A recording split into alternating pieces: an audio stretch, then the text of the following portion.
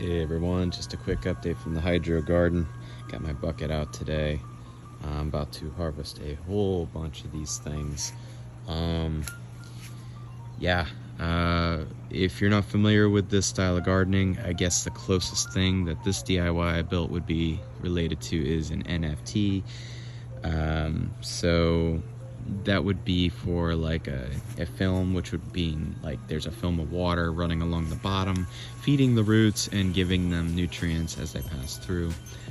I do really like this. It has very few limitations, and all of them so far have been able to be worked around.